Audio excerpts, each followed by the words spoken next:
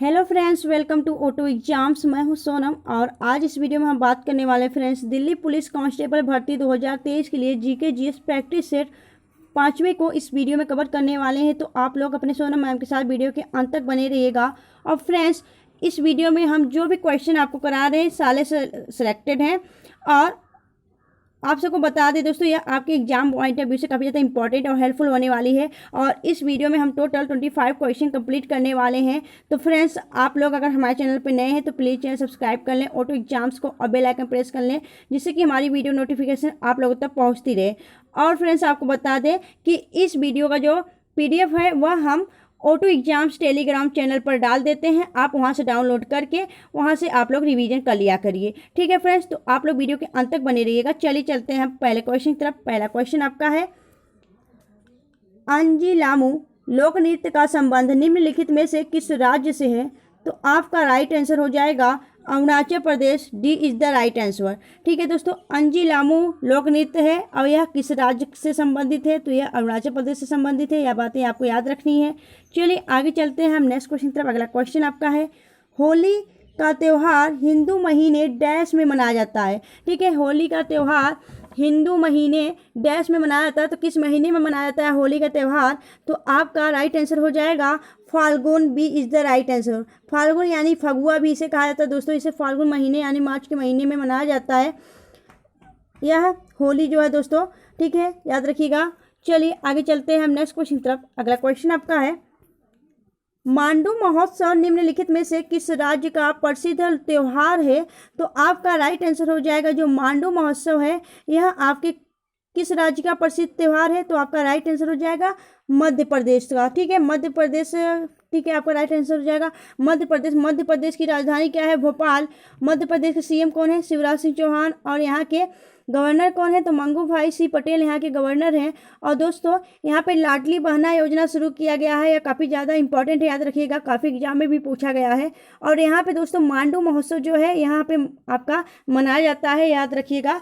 चलिए आगे चलते हैं हम नेक्स्ट क्वेश्चन की तरफ। अगला क्वेश्चन आपका है, निम्नलिखित में से कौन सीता मिथिला के योद्धा पुस्तक के लेखक कौन है? तो आपका राइट आंसर हो जाएगा शीतला मिथिला। जो आपका सीता मिथिला के योद्धा पुस्तक के लेखक हैं वह कौन है? तो आपका राइट आंसर हो जाएगा अमीश त्रिपाठी। सी इज द राइट आंसर। ठीक है, 4 क्वेश्चन का नंबर आपका राइट आंसर कौन सा होगा? Option C. चलिए आगे चलते हैं हम नेक्स्ट क्वेश्चन की तरफ। अगला क्वेश्चन आपका है, निम्नलिखित में से कौन 1925 में राष्ट्रीय स्वयंसेवक संघ के संस्थापक थे? तो आपका राइट आंसर हो जाएगा केशव बलिराम हेडगेवार। ठीक है, केशव बलिराम हेडगेवार जो है दोस्तों यह आपके 1925 में राष्ट्रीय स्वयंसेवक संघ के संस्थापक रहे थे।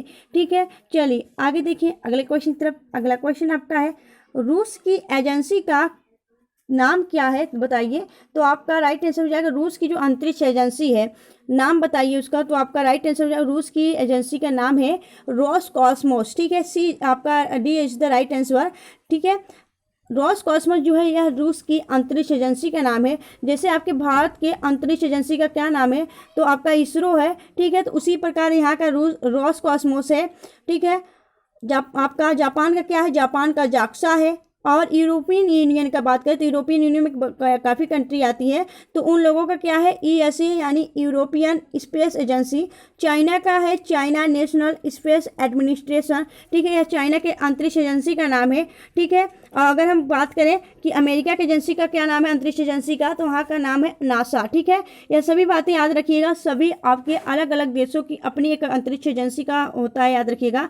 यह याद रखिएगा नाम। तो इस क्वेश्चन का राइट आंसर हो जाएगा ऑप्शन डी। ठीक है, चलिए आगे देखेंगे हम नेक्स्ट क्वेश्चन। अगला क्वेश्चन आपका है, लोधी वंश का अंतिम शासक कौन था? तो लोधी वंश का जो अंतिम शासक था वह कौन था दोस्तों? तो आपका राइट आंसर हो जाएगा लोधी वंश का अंतिम शासक इब्राहिम लोधी था। ठीक है, इब्राहिम लोधी आपका लोधी वंश का अंतिम शासक था। ठीक है, याद रखिएगा। अगर हम बात करें लोधी वंश का संस्थापक कौन था, तो लोधी वंश का संस्थापक कौन था? तो आपका राइट आंसर हो जाएगा बहलोल लोधी। यह जो बहलोल लोधी थे दोस्तों यह आपके लोधी वंश का संस्थापक था। इसके बाद इसकी मृत्यु के बाद कौन सिंहासन पर बैठा? तो सिकंदर लोधी। इसका पुत्र कौन था? बहलोल लोधी का पुत्र था सिकंदर लोधी। इसकी मृत्यु के बाद सिकंदर लोधी क्या बैठा था? शासन अपने राजगद्दी पे बैठा था।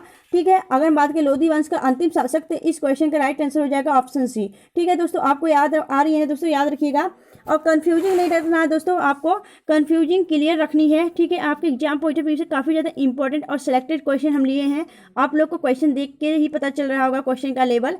ठीक है, तो दोस्तों अगर आप हमारे चैनल पर नए हैं और चैनल अभी तक सब्सक्राइब नहीं किया तो प्लीज़ चैनल सब्सक्राइब कर लें ऑटो एग्जाम्स को, और बेल आइकन प्रेस कर लें जिससे कि नोटिफिकेशन आप लोग तक पहुंचती रहे वीडियो की, और आप लोग अपनी कंटिन्यू प्रिपरेशन करते रहें। ठीक है, चलिए फ्रेंड्स, चलते हैं हम आगे नेक्स्ट क्वेश्चन की तरफ। अगला क्वेश्चन आपका है 1923 में किसके द्वारा स्वराज पार्टी की स्थापना की गई थी? तो आपका राइट आंसर हो जाएगा, स्वराज पार्टी की स्थापना किसके द्वारा की गई थी? तो आपका राइट आंसर हो जाएगा ऑप्शन डी, मोतीलाल नेहरू। ठीक है, मोतीलाल नेहरू और CR दास। ठीक है, इनके द्वारा आपका क्या किया गया था? स्वराज पार्टी की स्थापना की गई थी। चलिए आगे चलते हैं हम नेक्स्ट क्वेश्चन की तरफ। अगला क्वेश्चन आपका है 1774 के चार्टर के तहत सर्वोच्च न्यायालय की स्थापना कहाँ की गई थी? तो आपका राइट आंसर हो जाएगा कलकत्ता। ठीक है, कलकत्ता में यहाँ इसका आपका स्थापना किया गया था 1774 के चार्टर एक्ट के तहत। देखें तो चार्टर के तहत देखिए तो यहाँ पे जो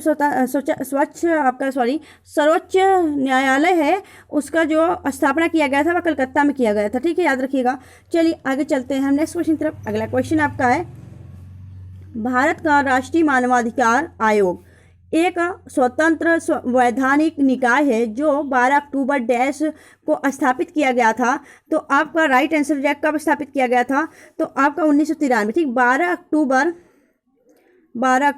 1993 में क्या स्थापित किया गया था? आपका राष्ट्रीय मानवाधिकार आयोग स्थापित किया गया था। अगर बात करें हम राष्ट्रीय मानवाधिकार दिवस कब मनाया जाता है, तो मानवाधिकार दिवस आपका 10 दिसंबर को मनाया जाता है। ठीक है, 10 दिसंबर को क्या मनाया जाता है? आपका मानवाधिकार दिवस मनाया जाता है, याद रखिएगा। ठीक है, चलिए आगे फिर चलते हैं नेक्स्ट क्वेश्चन की तरफ। अगला क्वेश्चन आपका है चुनाव आयोग निम्नलिखित में से किसके लिए चुनाव आयोजित नहीं करता है? तो आपका राइट आंसर हो जाएगा राज्यों में पंचायत और नगर पालिकाएं। ठीक है, राज्यों में जो आपकी पंचायत और नगर पालिकाएं हैं, यह आपकी जो चुनाव आयोग है निम्नलिखित में से किसके लिए चुनाव आयोजित नहीं करता है? तो यह आपका राइट आंसर हो जाएगा ऑप्शन सी। ठीक है, चलिए आगे चलते हैं हम नेक्स्ट क्वेश्चन की तरफ। अगला क्वेश्चन आपका है कौन सा देश एक पार्टी प्रणाली का अनुसरण कर रहा है? तो आपका राइट आंसर हो जाएगा चाइना। ठीक है, चीन इज द राइट आंसर। यह जो है दोस्तों एक पार्टी प्रणाली का अनुसरण कर रहा है। ठीक है, चलिए आगे चलते हैं हम नेक्स्ट क्वेश्चन की तरफ। अगला क्वेश्चन आपका है देवप्रयाग भागीरथी डैश से मिलती है? तो दोस्तों देवप्रयाग उत्तराखंड में आपका पंचप्रयाग स्थित है दोस्तों, तो उसी में आपका देवप्रयाग जो है वह भागीरथी और डैश के मिलने से होती है। तो जहाँ पे आपका देवप्रयाग है दोस्तों वहाँ पे आपकी भागीरथी और अलकनंदा, आपका D is the right answer. Bhagirathi और अलकनंदा के मिलने से वहाँ पे देवप्रयाग का निर्माण होता है दोस्तों, और यहाँ से आपकी गंगा नदी निकलती है, याद रखिएगा। ठीक है, याद रखिएगा आपका भागीरथी और अलकनंदा के मिलने से देवप्रयाग संगम स्थल बनता है, वहां से आपकी गंगा नदी निकलती है। ठीक है, चलिए आगे चलते हैं हम नेक्स्ट क्वेश्चन की तरफ। अगला क्वेश्चन आपका है निम्नलिखित में से किस राज्य में सबसे बड़ा वन क्षेत्र है? तो आपका राइट आंसर हो जाएगा आपका मध्य प्रदेश। मध्य प्रदेश जो है दोस्तों इसमें सबसे बड़ा आपका वन क्षेत्र है और इसे टाइगर स्टेट के नाम से भी जानते हैं, याद रखिएगा। कूनो नेशनल पार्क आपका कहाँ स्थित है? मध्य प्रदेश में स्थित है। यहीं पे आपका जो आपका चीता लाया गया था यहीं पे रखा गया है। ठीक है, यह आपके लिए काफ़ी ज़्यादा इंपॉर्टेंट है, याद रखिएगा। चलिए आगे चलते हैं हम नेक्स्ट क्वेश्चन की तरफ। अगला क्वेश्चन आपका है अंडमान निकोबार तथा लक्षद्वीप सहित तटीय रेखा की कुल लंबाई किमी में लगभग कितनी है? तो आपकी राइट आंसर हो जाएगा, कितना आंसर हो जाएगा दोस्तों? तो आपका option D is the right answer, 7516 आपका राइट आंसर हो जाएगा। ठीक है, आपकी तटीय सहित रेखा लंबाई पूछ रही। ठीक है, अंडमान निकोबार तथा लक्षद्वीप सहित आपकी तटीय रेखा की कुल लंबाई 7516 है, याद रखिएगा। ठीक है, अगर हम बात करें अंडमान को निकोबार से कौन सा अलग करता है, कौन सी डिग्री सेल्सियस अलग करती है, तो आपका कौन सी डिग्री अलग करता है? तो आपका 10 डिग्री चैनल, 10 डिग्री जो चैनल है आपका किसको अलग करती है? अंडमान को निकोबार से अलग करती है। ठीक है, 8 डिग्री की बात करें, 8 डिग्री आपका लक्षद्वीप को मिनी कार से अलग करता है। मालदीव को मिली से अलग करता है, ठीक है। और फ्रेंड्स आपको बता दें कि जो आपका यह अंडमान निकोबार है, ठीक है, यहाँ पे सबसे ज़्यादा आपके द्वीप समूह पाए जाते हैं। अंडमान निकोबार में आपका एक सक्रिय ज्वालामुखी पाया जाता है, ठीक है। कौन सा सक्रिय ज्वालामुखी पाया जाता है? तो आपका बैरन द्वीप, ठीक है। यह सभी बातें आपको याद रखनी है। चलिए आगे चलते हैं हम नेक्स्ट क्वेश्चन की तरफ। अगला क्वेश्चन आपका है, अरावली पर्वत श्रृंखला निम्नलिखित में से किस राज्य में स्थित नहीं है?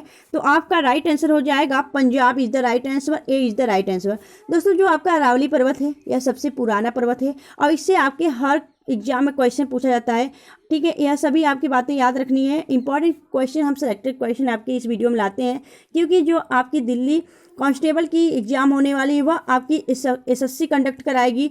और आप जानते हैं सभी कि एसएससी कैसा क्वेश्चन लाती है। एसएससी सबसे डिफरेंट और अलग टाइप का क्वेश्चन ऐड करती है एग्जाम में, ठीक है। तो उसके लेवल के हिसाब से हमें अपनी स्टडी करनी है, ठीक है। कंटिन्यू आपको स्टडी करती रहनी है। आप सभी जानते हैं कि सिलेक्शन के लिए कितना ज़्यादा आपको मेहनत करने की ज़रूरत है, ठीक है, क्योंकि आपके कंपटीशन लेवल जो है काफ़ी बढ़ चुके हैं और उनमें आपको एक कंपटीशन निकालने के, एक आपको सिलेक्शन लेने के लिए, एक पद लेने के लिए आपको काफ़ी ज़्यादा मेहनत करने की ज़रूरत है, ठीक है। तो इसी हिसाब से आप लोग को कंटिन्यू प्रिपरेशन करनी है और आप लोग के साथ हमेशा O2 एग्जाम्स खड़ा है, साथ में आप लोग O2 एग्जाम से जुड़े रहिए। आपको कंटिन्यू प्रिपरेशन कराते जाना है हमें और आप लोग अपनी प्रिपरेशन करते रहना है, आपको सिलेक्शन लेके रहना है, ठीक है।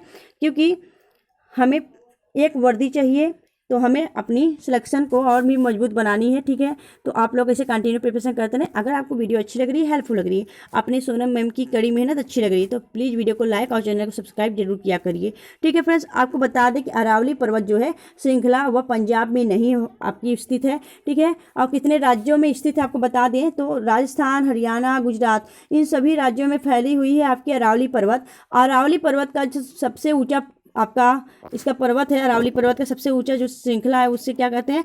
गुरु शिखर, ठीक है। गुरु शिखर सबसे ऊंची चोटी है इसकी, अरावली पर्वत की सबसे ऊंची चोटी गुरु शिखर, याद रखिएगा। चलिए आगे चलते हैं हम नेक्स्ट क्वेश्चन की तरफ। अगला क्वेश्चन आपका है, दिसंबर 2022 में मेघना अहलावत को डैश के अध्यक्ष के रूप में नियुक्त किया गया था। तो आपका राइट आंसर हो जाएगा table tennis federation of India, C is the right answer, ठीक है। इसकी क्या बनी थी दोस्तों? मेघना Ahlawat table tennis federation of India की पहली महिला अध्यक्ष नियुक्त की गई हैं, याद रखिएगा, ठीक है। अगर बात की बीसीसीआई की, बीसीसीआई के अध्यक्ष कौन है? तो रोजर बिन्नी। हॉकी इंडिया के अध्यक्ष कौन है? तो आपके दिलीप टर्की, ठीक है। और रेसलिंग फेडरेशन ऑफ इंडिया की बात की, काफ़ी चर्चा मेरा काफ़ी विवाद भी हुआ, फिर भी ब्रिजभूषण इसके क्या है? अध्यक्ष है, ब्रिजभूषण शरण सिंह, ठीक है। ब्रिजभूषण शरण सिंह कौन है? आपके रेसलिंग फेडरेशन ऑफ इंडिया के अध्यक्ष है, ठीक है। फ्रेंड्स चलिए आगे चलते हैं हम नेक्स्ट क्वेश्चन की तरफ। अगला क्वेश्चन आपका है, निम्नलिखित में से किस वैज्ञानिक ने सापेक्षता के सिद्धांत का विकास किया? तो आपका राइट आंसर हो जाएगा सापेक्षता के जो आपका सिद्धांत का विकास किया वह किसने किया था? तो आपका राइट आंसर हो जाएगा अल्बर्ट आइंस्टीन, ठीक है। Albert Einstein, D is the right answer. चलिए आगे देखेंगे हम नेक्स्ट क्वेश्चन। अगला क्वेश्चन आपका है, निम्नलिखित में से कौन सा कार्बन का अपरूप एलोट्रॉप नहीं है? ठीक है, तो निम्नलिखित में से कौन सा आपका कार्बन का अपरूप एलोट्रॉप नहीं है? तो आपका राइट आंसर हो जाएगा ट्राइसल्फर, ठीक है। Trisulphur is the right answer, A is the right answer. चलिए आगे चलते हैं हम नेक्स्ट क्वेश्चन की तरफ। अगला क्वेश्चन आपका है, हाल ही में पूरी तरह से डिजिटल बैंकिंग लागू करने वाला देश का पहला राज्य कौन सा बना है? तो आपका राइट आंसर हो जाएगा डिजिटल बैंकिंग लागू करने वाला देश का पहला डिजिटल बैंकिंग जो है लागू करने वाला देश का पहला राज्य कौन सा बना है? तो आपका राइट आंसर हो जाएगा केरल, ठीक है। Kerala is the right answer, C is the right answer. चलिए आगे चलते हैं हम नेक्स्ट क्वेश्चन की तरफ। अगला क्वेश्चन आपका है, हाल ही में कहाँ अंतर्राष्ट्रीय गीता महोत्सव 2022 का आयोजन किया गया है? तो आपका राइट आंसर हो जाएगा अंतर्राष्ट्रीय गीता महोत्सव 2022 का आयोजन कहाँ किया गया है? तो कुरुक्षेत्र में किया गया है, ए इज द राइट आंसर। चलिए आगे देखेंगे नेक्स्ट क्वेश्चन। अगला क्वेश्चन आपका है, जावा सांस्कृतिक उत्सव निम्नलिखित में से किस भारतीय राज्य में मनाया जाता है? तो आपका राइट आंसर हो जाएगा झारखंड में। झारखंड में आपका जावा संस्कृत उत्सव मनाया जाता है, ठीक है। चलिए आगे देखिए, तो अगला क्वेश्चन आपका है, सन 1210 में कुतुबुद्दीन ऐबक के पश्चात दिल्ली का सुल्तान कौन बना था? तो आपका राइट आंसर हो जाएगा इल्तुतमिश, आपका B is the right answer. Iltutmish जो है दोस्तों वह आपके कुतुबुद्दीन ऐबक के बाद 1210 में आपका दिल्ली का सुल्तान बना था दोस्तों, सुल्तान बना था। अगर हम बात करें इल्तुतमिश के बारे में, तो इल्तुतमिश को गुलामों का गुलाम कहा जाता है, ठीक है, गुलामों का गुलाम इल्तुतमिश को कहा जाता है। इसे गुलाम वंश का वास्तविक संस्थापक भी कहा जाता है, ठीक है। इसके बाद इल्तुतमिश जो है वह काफ़ी अहम भूमिका निभाया था। इल्तुतमिश की पुत्री रजिया सुल्तान, जो कि भारत की पहली महिला शासिका थी, इल्तुतमिश के बाद रजिया सुल्तान ने वह पद धारण किया था, याद रखिएगा, ठीक है। इसे गुलामों का गुलाम इसलिए कहा जाता है क्योंकि यह जो आपका कुतुबुद्दीन ऐबक था वह आपका गौरी का गुलाम था, मोहम्मद गौरी का गुलाम कुतुबुद्दीन ऐबक था, यह कुतुबुद्दीन ऐबक का गुलाम था इल्तुतमिश, इसलिए इसे गुलामों का गुलाम कहा जाता है, ठीक है। चलिए आगे चलते हैं हम नेक्स्ट क्वेश्चन तरफ। अगला क्वेश्चन आपका है, निम्नलिखित में से कौन गुलरुखी के उपनाम से कविताएं लिखा करता था? तो आपका राइट आंसर हो जाएगा गुलरुखी के उपनाम से कविताएं कौन लिखा करता था? तो सिकंदर लोदी, सी इज द राइट आंसर, ठीक है। सिकंदर लोदी, यह लोदी वंश का आपका शासक था। और लोदी वंश का संस्थापक कौन था? तो लोदी वंश का संस्थापक कौन था? तो आपका राइट आंसर हो जाएगा बहलोल लोदी था, ठीक है। लोदी वंश का संस्थापक बहलोल लोदी था। उसके बाद बहलोल लोदी की मृत्यु के बाद उसका पुत्र यानी सिकंदर लोदी उस पद पर बना, ठीक है, बैठ गया, ठीक है। चलिए आगे चलते हैं हम नेक्स्ट क्वेश्चन तरफ। अगला क्वेश्चन आपका है, भारत में द्वारिकाधीश मंदिर कहाँ स्थित है? तो भारत में द्वारिकाधीश जो मंदिर है वह आपके गुजरात राज्य में स्थित है और यह श्री कृष्ण की मंदिर है, याद रखिए, श्री कृष्ण भगवान की मंदिर है, द्वारिकाधीश मंदिर, याद रखिएगा, गुजरात राज्य में स्थित है, ठीक है। फ्रेंड्स, अगर आपको वीडियो अच्छी लग रही है, हेल्पफुल लग रही है, तो प्लीज़ वीडियो को लाइक और चैनल को सब्सक्राइब जरूर करें, ठीक है। फ्रेंड्स, अगर आपको वीडियो सच में अच्छी लगती है तो आप लोग ग्रुप में शेयर कर दिया करिए अपने फ्रेंड को बीच, अपने भाई बहनों के बीच, ठीक है। यह सभी वीडियो जो है आपके हर रिलेशन या फिर हर जगह आपको शेयर कर देने चाहिए, जिससे कि और भी लोग इससे अपनी प्रिपरेशन कर सकें, ठीक है फ्रेंड्स। तो मिलेंगे आपसे नेक्स्ट वीडियो में ऐसे ही बेस्ट कंटेंट के साथ, तब तक के लिए bye bye and take care.